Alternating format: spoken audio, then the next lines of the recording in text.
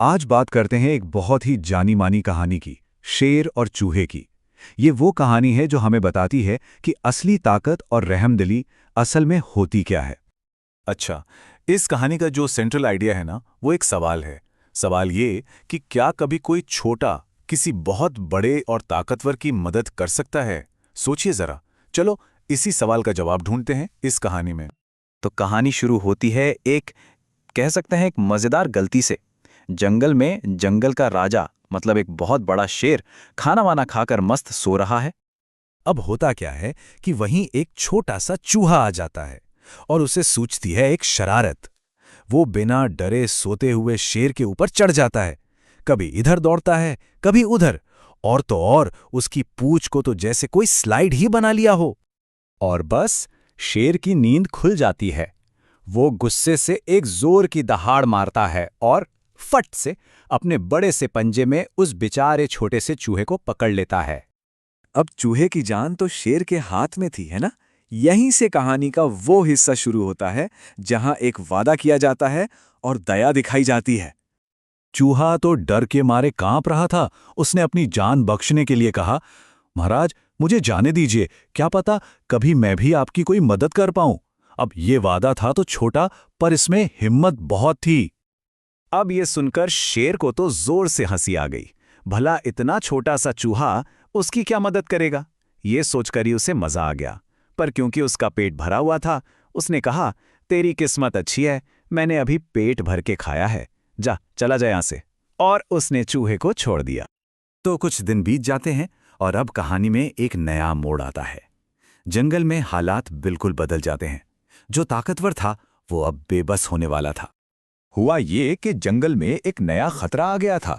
कुछ शिकारी आए थे और उनका इरादा था जंगल के राजा यानी शेर को ही पकड़ने का।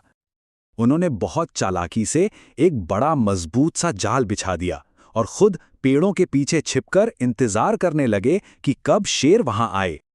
और जैसे ही शेर बिना कुछ सोचे समझे उस जाल के पास से निकला, शिकारियों ने रस्सियां खींच दी और शेर उसमें बुरी तरह फंस गया।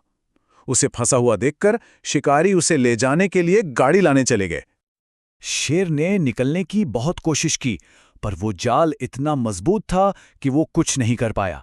उसकी बेबसी भरी दहाड़ पूरे जंगल में गूंज गई। हर किसी ने वो आवाज सुनी, और हां, उस छोटे से चूहे ने भी सुनी। अब यहां से कहानी उस मोड़ पर आती है जहां एक कर्ज चुकाया जाता है। जैसे ही चूहे ने राजा की दहाड़ सुनी, उसे अपना वो वादा याद आ गया और वो फौरन मदद के लिए दौड़ पड़ा। और जरा सोचिए, उसने किया क्या? सबसे पहले तो उसने दहाड़ सुनी, फिर वो भागा भागा मदद के लिए पहुंचा। वहां पहुंचकर वो सीधा जाल पर चढ़ गया और अपने पैने दांतों से एक एक करके मोटी रस्सियों को काटना शुरू कर दिया। और देखते ही देखते उस नन्हे से चूहे की मेहनत काम आ गई। शेर अब आजाद था। सोचिए, एक छोटे से दोस्त ने अपना इतना बड़ा वादा पूरा कर दिया था। अब कहानी का अगला हिस्सा है एक अनोखी दोस्ती के बारे में। इस एक घटना के बाद दोनों के बीच एक बिल्कुल नया रिश्ता बना जो एहसान और इज्जत पर टिका था।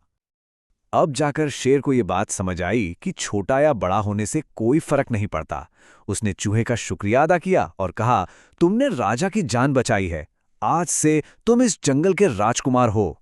मतलब शेर ने अब चूहे की असली ताकत को पहचान लिया था।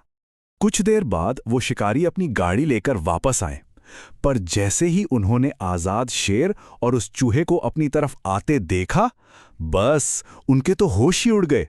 डर के मारे सब कुछ वहीं छोड़ा और सीधा गांव की तरफ भागे।